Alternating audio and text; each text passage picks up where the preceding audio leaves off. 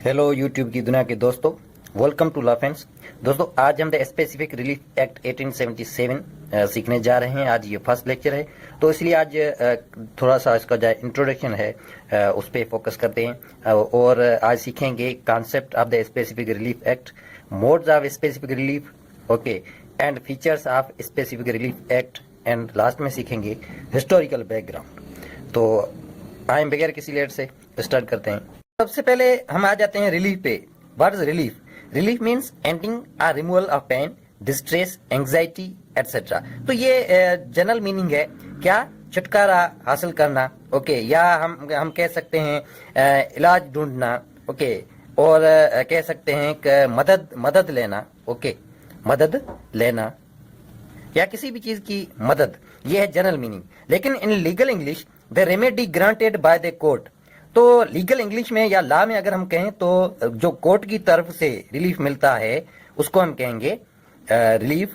तो ये जिस तरह ये है ना, डॉक्टर रिलीफ देता है मेडिसिन के जरिए, तो अगर आपको दर्द है तो ब्रोफिन की टिक्की लेते हैं तो वो दर्द खत्म हो जाता है। इसी तरह अगर कोई भी एग्रीव पार्टी है तो वो लीगल और लॉ में जाकर वो रेमेडी हासिल कर सकता है कोर्ट के थ्रू। तो आगे देखते हैं स्पेसिफिक रिलीफ एक्ट क्या है। तो पहले तो था वो कॉन्सेप्ट जस्ट रिलीफ का, अब देखते हैं स्पेसिफिक रिलीफ क्या है। तो रिलीफ इन स्पेसी means specific relief, complete relief means कानून दाद रसी मुक्तिस। ये जो मुक्तिस है, क्या मतलब है इस मुक्तिस का? मींस जो रिलीफ आप ले रहे हैं वो ही रिलीफ मिले। ऐसा ना हो कि आपको दर्द है सर में और आपको जो है गोली दी जा रही है, वो दी जा रही है पेट के दर्द की, ऐसा ना। अगर आपको दर्द सर में है तो सर के दर्द की ही टिक्की मिलनी चाहिए।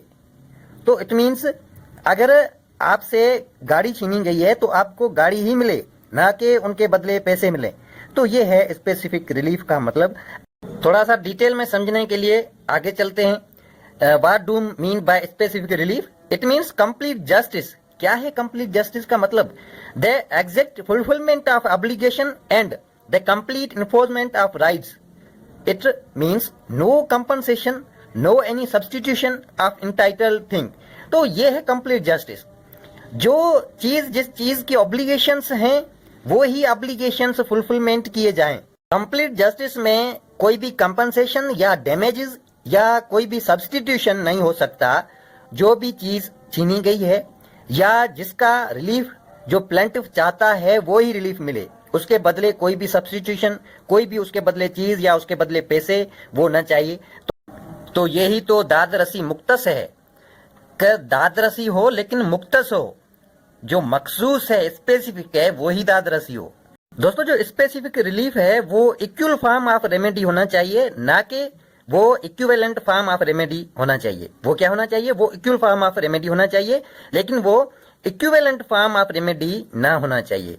तो ये जो है ना इक्विवेलेंट सेट और इक्वल सेट जो हम सीख कर आए हैं मैट्रिक में, मैथमेटिक्स में, का इक्वल सेट में क्या होता है, जो अगर कोई भी ए सेट है तो उसमें ए बी या सी अगर मेंबर हैं, तो जो दूसरा सेट है, लेट सपोज बी है, तो उसमें भी सेम ही मेंबर हो, ओके, ए बी एंड सी। तो ये है इक्वल सेट। तो ये इक्वल क्यों है? क्योंकि दोनों में जो है सेम मेंबर्स हैं। तो इसमें इक्वल फॉर्म ऑफ रेमेडी में इसका मतलब है कि ये इक्वल सेट की तरह है। वो रेमेडी जो उससे जो प्लेंटिफ है उससे जो अगर प्लाट गया है तो प्लाट मिले, अगर उससे गाड़ी गई है तो गाड़ी ही मिले। इक्वल रेमेडी हो, इक्विवेलेंट न हो। अगर इक्विवेलेंट पे आए तो अगर सी कोई सेट है जिसके मेंबर्स हैं 1 2 3, तो ये सी सेट और ए सेट ये दोनों आपस में इक्विवेलेंट हैं। इसका मतलब ये एबीसी है और ये 1 2 3 है। इसमें तो मेंबर्स तो उसका जो नंबर है वो तो इक्वल है, लेकिन ये जो इसकी कॉस्ट है, जो कीमत है, वो बराबर नहीं है। ये इसके इक्वल नहीं है लेकिन इक्विवेलेंट है। इसका मतलब मेंबर्स जो हैं वो सब्स्टिट्यूटेड हुए हैं। तो इसी तरह अगर लॉ में आएंगे तो रेमेडी है वो इक्वल होनी चाहिए, इक्विवेलेंट ना होनी चाहिए। जो अगर 5 करोड़ का बंगला है, प्लेंटिफ से गया है, तो उसको बंगला मिले, 5 करोड़ ना मिले, 5 करोड़ की सब्स्टिट्यूशन वो अलो नहीं है। तो इसको हम जो कह सकते हैं और अल्फाज में कि रियल रेमेडी, ये है real remedy are equal form of remedy. So this is called specific relief. तो नियर्स एंड डियर्स, ये टोटल 9 स्पेसिफिक रिलीफ्स हैं जो दिए गए हैं द स्पेसिफिक रिलीफ एक्ट 1877 में, जिसको हम कह सकते हैं मोड्स ऑफ स्पेसिफिक रिलीफ, क्योंकि ये सारे तरीके जो रिलीफ की रेमेडी के जो तरीके हैं वो मौजूद हैं इसमें, और किस तरीके से कौन सी रेमेडी अपनाई जाए रिलीफ के लिए। तो ये कंप्लीट जो है 9 मोड्स हैं और उसके तरीकेकार भी मौजूद हैं। तो ये स्पेसिफिक रिलीफ एक्ट 3 पार्ट्स पे मुश्तमिल है। जो फर्स्ट पार्ट है वो है प्रिलिमिनरी पे, और जो सेकंड और थर्ड पार्ट है उसमें ये सारे मोड्स की कंप्लीटली जो है डिटेल्ड स्टडी मेंशन्ड है। अगर स्पेसिफिक रिलीफ एक्ट के फीचर्स, कैरेक्टरिस्टिक्स, या अगर हम कहें कि उसके जो खसूसियात हैं वो कौन सी खसूसियात हैं, तो नंबर 1 पे है specific relief is granted under the principles of equity. Okay, तो जो इक्विटी के प्रिंसिपल्स हैं उसके तहत स्पेसिफिक रिलीफ जो है वो ग्रांट की जाएगी। नंबर 2 पे its basic purpose is to provide actual complete specific relief to aggrieved party. जो मेन पर्पस है स्पेसिफिक रिलीफ का जो एग्रीव्ड पार्टी है उसको एक्चुअल, यानी हम सीख चुके हैं जो इक्वल रेमेडी वो दी जाए, ये इसका मेन पर्पस है। और अगर नंबर 3 पे आए, all maxims of equity are the basis of specific relief. The specific relief act is based on equity.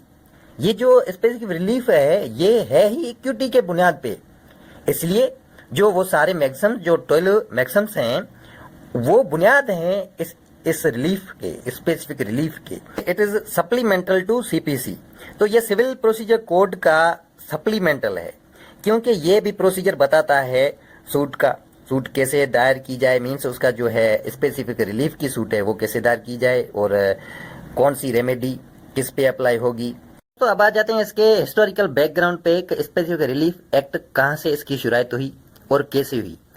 तो यूके में, क्योंकि हमने ये लॉ यूके से एडॉप्ट किया है, तो यूके में स्पेसिफिक रिलीफ एक्ट आने से पहले कॉमन लॉ का सिस्टम था।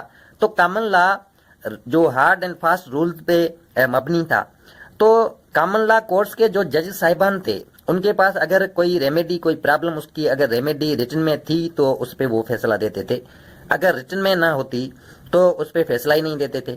तो ये एग्रीड पार्टी के लिए मसला बन जाता था, जिस वजह से वो एग्रीड पार्टी किंग साहिब के पास चली जाती थी, क्योंकि बादशाह सलामत को वैसे ही फाउंटेन ऑफ जस्टिस कहा जाता है। तो इसलिए बादशाह सलामत उसका जो है वो फैसला कर देता था और उसको जो है रेमेडी दे देता था। तो डे बाय डे बादशाह साहिब के पास जो है वो रश बढ़ता गया। तो उसने क्या किया, उसके जो चांसलर्स थे उनको ये जिम्मेवारी सौंप दी कि भाई आप जो है ये फैसले करें। तो चांसलर्स ने फैसले करने स्टार्ट कर दिए। उन चांसलर्स को किंग साहब ने जिम्मेवारी दी फैसले करने की, तो उनकी जो बैठक थी वो बन गई चांसरी कोर्ट।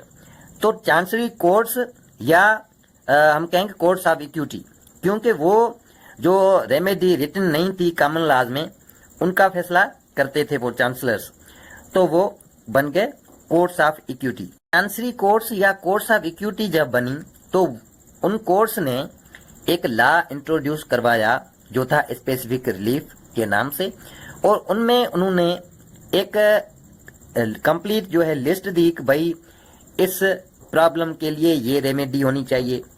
उन्होंने मोड्स दिए, जो ये 9 मोड्स हैं जो पार्ट 2 और 3 पे मुश्तमिल हैं। 1 पार्ट प्रिलिमिनरी पे मुश्तमिल है स्पेसिफिक रिलीफ एक्ट का, और सेकंड पार्ट और थर्ड पार्ट जो है वो मोड्स ऑफ रिलीफ, या हम कहें कि टोटल जो रिलीफ्स हैं 9 और उसके जो तरीकेकार वो सारे इन 2 पार्ट्स में जो है वो कंप्लीट और डिटेल्ड दिए गए हैं। तो कोर्ट्स ऑफ इक्विटी ने क्या किया कि स्पेसिफिक रिलीफ्स की जो है रेमेडी और उसका जो तरीकेकार वो बनाया, और जो कॉमन लॉज में जो रेमेडी रिटन नहीं थी जिस प्रॉब्लम्स की, या जहां डैमेजेस और कंपनसेशन से जो है वो एग्रीड पार्टी सेटिस्फाइड नहीं थी, उन सारे प्रॉब्लम्स और उनकी जो है रेमेडी वो स्पेसिफिक रिलीफ एक्ट में उन्होंने वाज़े बताई। और इसी तरह जो है वो एग्रीड पार्टी जो पहले डैमेजेस और कंपनसेशन से जो है वो सेटिस्फाइड नहीं थी, वो ये लॉ आने के बाद जो है वो उस प्रॉब्लम से जो है वो छुटकारा हासिल किया। उम्मीद करता हूं दोस्तों ये लेक्चर आपको अगर कुछ ना कुछ समझ में आया है तो लाइक करें उसको। चैनल को अभी तक अगर सब्सक्राइब नहीं किया है तो सब्सक्राइब करें। मिलते हैं कमिंग लेक्चर में, तब तक के लिए अपना ख्याल रखिएगा और इस चैनल का भी।